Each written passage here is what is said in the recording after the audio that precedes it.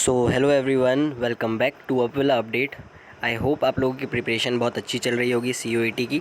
जिन्होंने भी फॉर्म भरा है वो चाहे पीजी कोर्सेज़ के हों या फिर यूजी कोर्सेज़ के होंगे। माफ़ कीजिएगा, अभी पीजी कोर्सेज़ के एप्लीकेशन फॉर्म तो नहीं भराए हैं, बट यूजी कोर्सेज़ के जितने भी बच्चे हैं जिन्होंने अपना सब्जेक्ट इंग्लिश लेकर रखा है वो लोग जो इस वीडियो में आए हैं, आई होप उन लोगों की प्रिपरेशन बहुत अच्छी चल रही होगी। आप लोगों ने एप्लीकेशन फॉर्म भर दिया होगा। जैसा कि आज की वीडियो का थंबनेल आपने देख लिया है कि किस रिगार्डिंग ये वीडियो होने वाली है, इस चीज़ की गारंटी मैं लेता हूँ। हाँ, मैं ऑफ़ कोर्स लेता हूँ कि वीडियो बहुत ज़्यादा हेल्पफुल होने वाली है। इसके अंदर हम इंग्लिश के सिलेबस को डिस्कस करेंगे जो कि CUET में पूछा जाता है। अब कुछ बच्चे ऐसे हैं जिन्होंने, मैंने जब प्रीवियस ईयर क्वेश्चंस की वीडियो बनाई थी तो उसके नीचे कमेंट किया था कि CUET तो पहली बार हो रही है, तो आप कहाँ से प्रीवियस ईयर क्वेश्चंस दे रहे हैं। आप लोगों को थोड़ा सा अपनी जनरल अवेयरनेस सुधारनी होगी। आपको पता होना चाहिए कि जो CET होता है वो होता है कॉमन एंट्रेंस टेस्ट, ठीक है। तो इसके पहले जो था वो कॉमन एंट्रेंस टेस्ट बहुत सारी यूनिवर्सिटीज़ का सेपरेट हुआ करता था। जैसे कि हम DAVP की बात करें तो CET, हम दिल्ली यूनिवर्सिटी की बात करें तो DUET, ऐसे अलग अलग सेपरेट हुआ करता था। बट यहाँ पर CUET को कंबाइन कर दिया गया है। आपने CUET के अलावा एक और सुना होगा जो कि था CUCET, वो भी इसी चीज़ से रिलेटेड था एग्जैक्टली, ठीक है। बस इसका नाम जो है वो CUET हो गया है। एग्ज़ाम पैटर्न, एग्ज़ाम सिलेबस और जो कंडक्ट करवाने वाले की बॉडी है वो, और जहाँ आपको एडमिशन चाहिए वो सब कुछ सेम है। बस नाम चेंज होने से ऐसा नहीं है कि ये फ़र्स्ट टाइम हो रहा है। आपको ये कन्फ्यूजन नहीं होना चाहिए, ठीक है। हम यहाँ पर इंग्लिश की बात करेंगे। सबसे पहले हम सिलेबस डिस्कस करेंगे और बहुत ज़्यादा इंपॉर्टेंट क्वेश्चन सेम पैटर्न के जो कि पेपर में पूछे जाते हैं वो, और साथ ही साथ आपको फर्दर क्वेश्चंस की कहाँ प्रैक्टिस करनी है वो हम इस वीडियो में आपको पूरा डिस्कस करेंगे वन शॉट के अंदर, ठीक है। चलिए हम वीडियो को स्टार्ट करते हैं बिना ज़्यादा टाइम की लेंथ को खींचे। सबसे पहले मैं आपको लेके चलता हूँ सिलेबस की तरफ। आई होप स्क्रीन पर आप देख पा रहे होंगे हमारा सिलेबस फॉर इंग्लिश CUET 2022, ठीक है। आप यहाँ पर देख पा रहे होंगे जो फर्स्ट है वो है वर्ड मीनिंग। जी हाँ, सुनने में तो बहुत इजी लगता है वर्ड मीनिंग, बट कुछ ऐसे वर्ड्स जिनको आपको बहुत अच्छे से याद रखना होगा। वर्ड मीनिंग आपसे डायरेक्ट नहीं पूछता है, बट ऐसा होता है कि आपको एक सेंटेंस दे दिया जाता है, उसके अंदर एक वर्ड को रिप्लेस करके कौन सा वर्ड यूज़ किया जाता है उसके ऑप्शंस दिए होते हैं। अगर आपको वो आप उसको तभी रिप्लेस कर पाएंगे जब आपको उसका मीनिंग एग्जैक्टली पता होगा। कभी कभी डायरेक्टली मीनिंग भी पूछ लिया जाता है कि इस चीज़ का मीनिंग क्या होता है, फिर 4 ऑप्शन दिए जाते हैं, आपको उसको टिक करना होता है, ठीक है। तो आपको वर्ड मीनिंग आनी चाहिए कुछ कुछ वर्ड्स की। उसके लिए आप क्या कर सकते हैं, आप थोड़े थोड़े वर्ड्स पढ़िए रोज़, या फिर आप क्या करिए कि जो प्रीवियस ईयर क्वेश्चंस हैं उसके अंदर जितने भी वर्ड्स आए हैं वो भी आप उन वर्ड्स को एक बार रिपीट कर लीजिए। और आप कहाँ से देखेंगे प्रीवियस ईयर क्वेश्चन पेपर्स वो भी मैं आपको बता दूंगा। सेकेंड चीज़ है tenses, most important part of the English portion. इससे बहुत ज़्यादा क्वेश्चंस आते हैं। इसमें डायरेक्टली आपको जो आपके स्ट्रक्चर होते हैं टेंसेस के अलग अलग, उसके क्वेश्चंस भी आते हैं। मैं आपको भी क्वेश्चंस कराऊंगा तो आपको बताऊंगा किस पैटर्न के आते हैं। ज़्यादा क्वेश्चन आपको वेटेज दिखेगा टेंस का, तो आप टेंस छोड़ के मत जाइएगा, आपको टेंस ऑफ कोर्स मिलने वाला है। आप ये सोच के जा रहे हैं कि टेंस बिना पढ़े मैं काम चला लूँगा, तो ऐसा नहीं है। टेंस का पोर्शन आपको पढ़ना ही पड़ेगा अगर इंग्लिश में अच्छा स्कोर करना है तो, ठीक है। उसके बाद आ जाता है एंटोनिम्स एंड सिनोनिम्स। एंटोनिम्स क्या होता है, हमारा अपोजिट वर्ड्स, ठीक है, विलोम शब्द। एंटोनिम्स एंड सिनोनिम्स जो कि सिमिलर वर्ड्स, दैट इज़ पर्यायवाची। एंटोनिम्स एंड सिनोनिम्स बहुत ही इंपॉर्टेंट है फिर से, क्योंकि जैसा कि मैंने आपको बताया कि वर्ड रिप्लेस करने के लिए आ जाते हैं या फिर डायरेक्टली पूछा जाता है, बहुत ज़्यादा ही डायरेक्टली पूछा जाता है कि इसका एंटोनिम क्या होगा या फिर इसका सिनोनिम क्या होगा। ये भी एक बहुत ही इंपॉर्टेंट पोर्शन होने वाला है हमारे इंग्लिश के सिलेबस का। इसके बाद नेक्स्ट हम बात करें तो आर्टिकल्स में आते हैं ए, एन और द। किसको कहाँ पर यूज़ किया जाता है वो आपको पता होना चाहिए। जैसे कि हम एन की बात करें तो बहुत सारे बच्चों को लगता है कि एन जो है वो वहीं पे लगता है जहाँ पर नेक्स्ट वर्ड जो है वो वोवेल से स्टार्ट हो रहा हो, AEIOU, बट ऐसा नहीं होता है। अगर हम जैसे किसी वर्ड की बात करें ऑनर, तो ऑनर ऐसे तो वो वर्ड ऑनर HONOUR वाला ऑनर H से स्टार्ट होता है, फिर भी उसके पहले ANN लगाया जाता है, बल्कि वो H से स्टार्ट हो रहा है, क्योंकि हम एग्जैक्टली वोवेल का वर्ड लेटर नहीं देखते हैं, हम प्रोनाउंसिएशन देखते हैं। जब हम उसको प्रोनाउंस कर रहे हैं ऑनर, तो हमारे मुंह से पहले ओ निकल रहा है और ओ जो है वो वोवेल होता है, तो हमको प्रोनाउंसिएशन देखना होता है। ये सब छोटी छोटी चीज़ें यहाँ पे मिस्टेक करते हैं बच्चे। आपको ये भी चीज़ याद रखनी है आर्टिकल्स की। सेकंड है एक्टिव एंड पैसिव वॉइस। इसके भी क्वेश्चंस आते हैं, ज़रूर आते हैं, बहुत ही इंपॉर्टेंट टॉपिक है ये भी। इसके बाद हो जाता है हमारा speech, indirect speech, direct speech आपको मिल जाएगी। स्पीच से रिलेटेड भी सेंटेंस फ्रेम करने को आते हैं। जंबल वर्ड्स थोड़ा सा रेयर केस में आते हैं, कभी कभी आते हैं, कभी कभी नहीं भी आते हैं। तो जंबल वर्ड्स तो आपके प्रैक्टिस के ऊपर डिपेंड करता है। अगर आपने थोड़े से वर्ड्स किए हैं तो बाकी आपके लॉजिक के ऊपर है, आप वहाँ पे भी बना सकते हैं इसे। उसके बाद आती है एनालॉगी।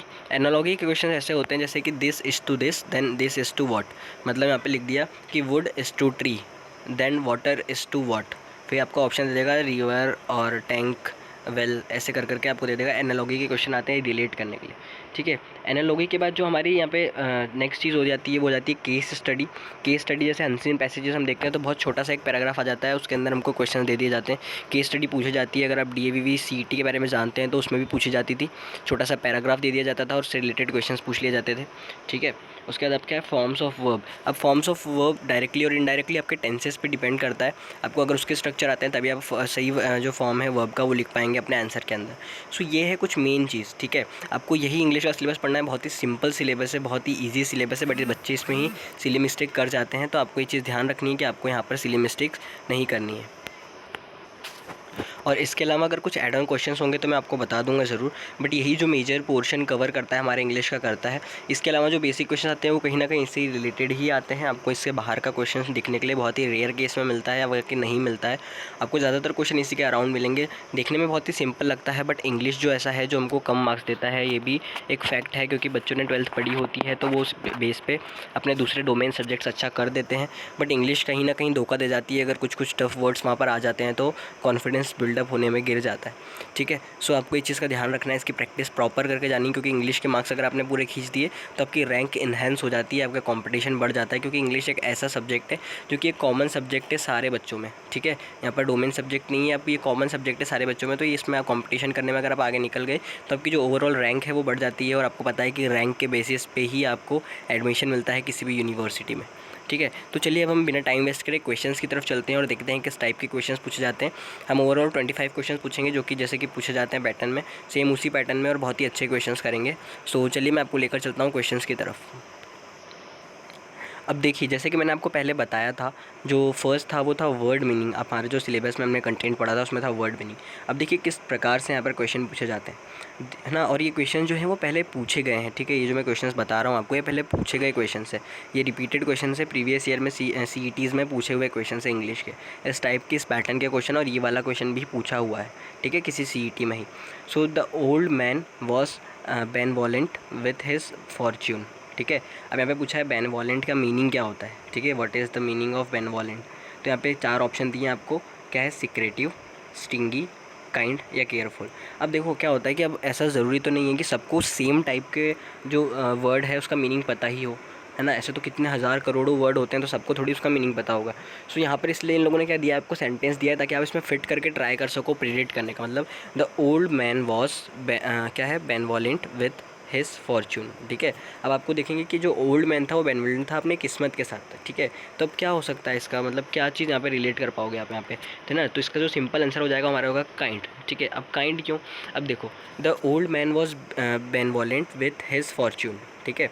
अब क्या, जो ओल्ड मैन था वो बेनवॉलेंट था अपने फॉर्चून, अपने किस्मत के साथ, ठीक है। अपने फिर अब तो हम इसको चारों को सेट करके देखते हैं। फर्स्ट ऑप्शन है सिक्रेटिव, कोई अपने किस्मत के साथ सिक्रेटिव हो सकता है, नहीं, बिल्कुल नहीं जम रहा है।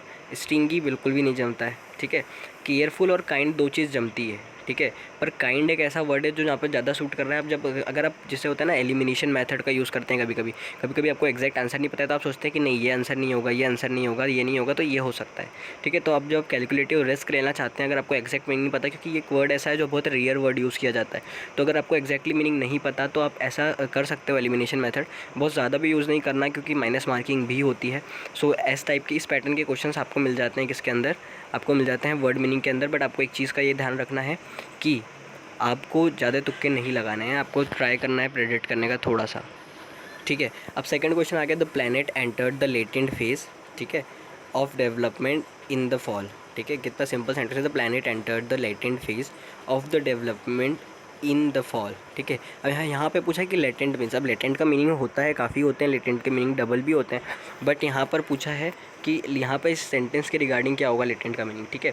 तो अब यहाँ पे क्या हो जाएगा, पहला है फर्स्ट, सेकंड है ग्रोथ, थर्ड है लास्ट, और जो डी ऑप्शन है वो है डोरमेंट, ठीक है। तो यहाँ पे लिखा है planet enter the latent phase, ठीक है। अब लेटेंट फेज़ में एंटर किया उसने, है ना, तो कितना सिंपल से समझ में आता है कि कहीं पे एंटर किया है, तो जो यहाँ पे जो सबसे ज़्यादा सूट होगा वो है हमारा डोरमेंट होगा, ठीक है, सीधी सी बात है। यहाँ पे बहुत ही सिंपल वर्ड था, ये वाला क्वेश्चन थोड़ा सा सिंपल था कि बहुत ही ज़्यादा सिंपल तरीके से हमको पता चल रहा है यहाँ पे कि ये जो सेंटेंस में हम फिट करके देखें, क्योंकि देखिए यहाँ पे फर्स्ट तो करेगा नहीं, first phase of the development in the fall, ये तो जमेगा नहीं। Growth phase of development in the fall, ये भी नहीं जमेगा।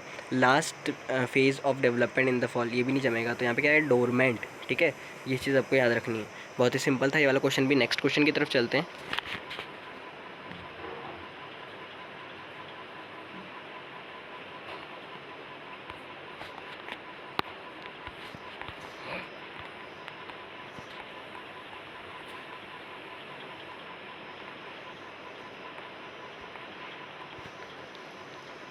अब आप यहाँ पर देख सकते हैं, आपको मिल जाएगा इंग्लिश का क्वेश्चन, ठीक है। तो अब जो यहाँ पर आपको जो मिलेगा, आपको यहाँ पर टेंस का क्वेश्चन मिल गया है, ठीक है। सो आप यहाँ पे देख सकते हैं I dash English for 5 years, ठीक है। अब यहाँ पे आप देख सकते हैं फॉर 5 ईयर्स आ गया है, ठीक है। तो आपको यहाँ पर टेंस प्रेडिक्ट करना पड़ेगा। अगर आपका टेंस स्ट्रक्चर अच्छा नहीं है तो किसी किसी बच्चे का ऐसा होता है कि उसको टेंस स्ट्रक्चर पता नहीं होता है, बट उसकी नेचुरली इंग्लिश ऐसी होती है कि वो सही रहता है। I study English for 5 years, बिल्कुल गलत। I am studying English for 5 years, बिल्कुल गलत। I studied English for 5 years, past में चल के, बिल्कुल गलत है, ठीक है। सो यहाँ पर आपको पता होना चाहिए कि जब भी यहाँ पे टाइम स्पेसिफाइड होता है तो यहाँ पे कौन सा टेंस आता है। तो यहाँ का आंसर हो जाएगा simply I have been studying English for 5 years, ठीक है। अब यहाँ पर आपको कैसे पता चलता है टेंस, जिसका जो स्ट्रक्चर है, जो टाइम लिखा है फॉर 5 ईयर्स, इससे आपको जो पर्टिकुलर टेंस है वो इंडिकेट करता है कि यहाँ पर ये आने वाला है, ठीक है। तो उसका आंसर हो जाएगा आई हैव बीन स्टडिंग, ठीक है। अब यहाँ पे हम फोर्थ का आंसर देख लेते हैं। My aunt dash on the ice and broke her leg, ठीक है। अब यहाँ पे हमारा सिंपली क्या हो गया कि उसकी जो आंट थी, dash on the ice and broke her leg. अब ब्रोक क्या है, ब्रोक एक है पास्ट का वर्ड, ठीक है। ब्रोक क्या है, पास्ट का वर्ड। तो यहाँ पे क्या है कि पास्ट की बात चल रही है, तो यहाँ पे पास्ट वाला देखेंगे हम, पास्ट का फॉर्म कौन सा है, ठीक है। तो माई आंट फेल्ट, ठीक है, फेल्ट तो आता नहीं है कभी भी गिरने के लिए। फॉलन, फॉलन होता है सेकेंड फॉर्म, ठीक है। थर्ड हो गया, थर्ड फॉर्म मतलब सी हो गया फेल, और होता है फेल्ड, फेल्ड तो कुछ होता नहीं है। तो क्या होगा, my aunt fell on the ice and broke her leg, ठीक है। यहाँ पे सेकंड फॉर्म आएगा, ठीक है। हर जगह सेकंड फॉर्म यूज़ हो रहा है यहाँ पे पास्ट का, तो यहाँ पे सेकंड फॉर्म आएगा। तो सेकंड फॉर्म होता है जो होता है वो होता है फेल, ठीक है। फॉल, फेल और फॉलन, ऐसा होता है। तो फेल जो है वो सेकंड फॉर्म है वर्ब का, तो वो यहाँ पे यूज़ हो जाएगा, ठीक है। उसके बाद यहाँ पे थर्ड है I like chocolate ice cream, I like coffee ice cream, ठीक है। यहाँ पे क्या है, I like chocolate ice cream, I like coffee ice cream. Restructure the sentence, इस सेंटेंस को रीस्ट्रक्चर करना है। तो रीस्ट्रक्चर करना, देखो ये थोड़ा सा आउट ऑफ द बॉक्स हो गया क्वेश्चन, बट इसको बहुत सिंपल है, कुछ भी नहीं करना है इसमें। I like chocolate and coffee ice cream, इसको रीस्ट्रक्चर कर दिया हमने, मिक्स कर दिया सेंटेंस, एक कॉमन सेंटेंस बना दिया, ठीक है। There was a big argument about if we should move to a bigger house, ठीक है। अब यहाँ पे क्या हो गया, there was a big argument about if we should move to a bigger house, है ना। अब यहाँ पे क्या है, इसमें एरर क्या है वो आपको बताना है, ठीक है।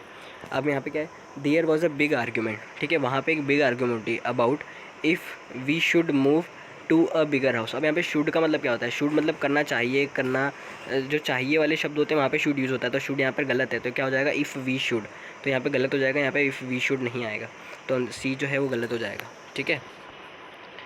अब ये हो गया seventh question. It is strange that even after studying English for 3 years he still can't right a sentence, ठीक है। यहाँ पे अब क्या बोला इसने, it is strange that even after studying English for 3 years he still can't right a sentence correct, ठीक है। अब यहाँ पे आपको सिंपली देखना होगा कि यहाँ पे इसने 4 ऑप्शन दे रखे हैं आपको। क्या आपने दे रखा है कि स्ट्रेंज, स्टडिंग, फॉर या करेक्ट। अब यहाँ पे आपको सिंपली करना है कि इसने क्वेश्चन क्या पूछा, हम पहले वो देखते हैं। It is strange that even after studying English for 3 years he still right a sentence correct. So basically ऊपर वाले क्वेश्चन जैसा ही यहाँ पे भी है कि यहाँ पे हमको अपने एरर निकालनी है, ठीक है। एरर फाइंड करने का क्वेश्चन है। सो आप यहाँ पर देख सकते हैं कि अब यहाँ पे क्या, it is strange that even after studying English for 3 years he still can't right a sentence correct, ठीक है। तो यहाँ पे क्या गलत लग रहा है आपको, पढ़ने में पता चलेगा कि ही राइट अ सेंटेंस करेक्टली, ठीक है, करेक्टली। ये तो हमारे बोलने में आ जाता है, जब हम बेसिक इंग्लिश पढ़ी होती है तो हमको बोलने में आ जाता है कि करेक्टली आएगा, ठीक है। बाकी यहाँ पे कुछ है नहीं। ये बहुत स्ट्रेंज है कि वो पिछले 3 साल से पढ़ रहा है इंग्लिश, फिर भी वो एक भी सेंटेंस करेक्टली नहीं लिख पा रहा है, ठीक है, सही तरीके से नहीं लिख पा रहा है। तो करेक्टली हो जाएगा यहाँ पे सही आंसर। तो करेक्ट जो है वो गलत है यहाँ पे, तो आंसर डी हो जाएगा, ऑप्शन जो है आपका गलत। अब देखो क्या है, आई कमेंस्ड वर्क डैश फर्स्ट में। अब यहाँ पर क्या सिंस, फ्रॉम, फॉर या इन, ठीक है। अब यहाँ पे क्या होता है कि जब भी हम टाइम की बात करते हैं, जब भी हम टेंस की बात करते हैं, तो बच्चों को सबसे ज़्यादा कन्फ्यूजन होता है दो चीज़ में। क्या होता है, एक होता है सिंस, एक होता है फ्रॉम, ठीक है। दो चीज़ यूज़ हो सकती है, या तो आई कमेंस्ड वर्क सिंस फर्स्ट में, या आई कमेंस्ड वर्क फ्रॉम फर्स्ट में, ठीक है। फॉर या इनमें कन्फ्यूजन ज़्यादा होता नहीं, सबको पता होता है कि सिंस या फ्रॉम में से कोई आंसर आएगा। बट बच्चों को बहुत ज़्यादा कन्फ्यूजन होता है कि कहाँ पर सिंस का यूज़ करें और कहाँ पर फ्रॉम का यूज़ करें। तो मैं आपको इसका एक लॉजिक बताता हूँ कि सिंस का यूज़ वहाँ होता है जब हम लॉन्ग टाइम की बात कर रहे हैं। मतलब मैंने बोला कि I am playing football since 2015, तो मैंने क्या लंबे टाइम की बात करी, कुछ सालों की बात करी, सिंस 2015। तो एक लॉन्ग टाइम की जब हम बात करते हैं तो वहाँ पे सिंस आता है। बट कोई पर्टिकुलर डेट या थोड़ा सा टाइम हम बात करते हैं तो हम फ्रॉम करते हैं कि मैं इतने घंटे से पढ़ रहा हूँ या फिर इतने टाइम से पढ़ रहा हूँ। कुछ एवरेज जो टाइम होता है, जो कम टाइम होता है, वहाँ पे हम फ्रॉम का यूज़ करते हैं। तो आई कमेंस्ड वर्क, तो आंसर हो जाएगा फ्रॉम फर्स्ट में, ठीक है। तो यहाँ का आंसर हो जाएगा बी, फ्रॉम, ठीक है। अब यहाँ पे क्या है, question number 9, I was impressed with her performance, ठीक है। I was dash impressed with her performance, ठीक है। अब यहाँ पे आप खुद जमा के देख लो, I was too impressed with her performance, गलत। I was such impressed with her performance, no. I was very impressed with her performance, ये हो सकता है। I was so impressed with her performance, ठीक है। तो सो यहाँ पर जमेगा नहीं, यहाँ पर जो आंसर सिंपली आपको पढ़ने में पता चल जाएगा कि आंसर है इसका very. I was very impressed with her performance, ठीक है। ये सब आपको जब आप पढ़ेंगे टेंस वगैरह तो आपको खुद समझ में आने लगेगा कि कहाँ पे क्या आएगा। अब ये read the following paragraph to answer the question. अब ये पैराग्राफ का क्वेश्चन आ गया, dolphins are regarded as the friendliest creature in the sea and the stories from them helping drowning sailors have been common since Roman times. The more we learn about dolphins the more we realise their society and more complex than previously one. They look at other which all care pregnant mothers and protect the weakest community as we do. Some scientists have suggested that dolphins have a language, but is it in most probable they can communicate with each other. ये आपको पूरा पढ़ना है, मैं भी ज़्यादा नहीं पढ़ रहा हूँ पूरा. So it is clear from the passage that dolphins, है ना, don't want to be with us as we want to be them, are proven to be less intelligent than once thought, have a reputation for being a friendly to humans, are most powerful creature that is live in ocean. तो यहाँ पे ऊपर साफ साफ लिखा था कि have a reputation of being friendly to humans।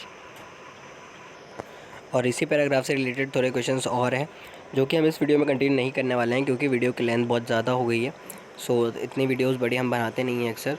सो अगर आप चाहते हैं कि आपको लग रहा है कि आपको और क्वेश्चंस करने हैं, इसके 25 क्वेश्चंस में लाया था जो कि प्रीवियसली आस्क्ड है। अगर आप चाहते हैं और भी पैटर्न्स के क्वेश्चंस करना, अगर और भी चाहते हैं कि बचे हुए जो क्वेश्चन है मैं आपको करवा दूँ पार्ट 2 बना के, सो आप वीडियो के नीचे कमेंट करिए, वीडियो को लाइक कर दीजिए, चैनल को सब्सक्राइब कर दीजिए। और आपके कमेंट्स के अकॉर्डिंग मैं डिसाइड करूँगा कि नेक्स्ट पार्ट मुझे बनाना चाहिए या फिर आप लोग को इतने क्वेश्चन सफिशिएंट है प्रैक्टिस करने के लिए।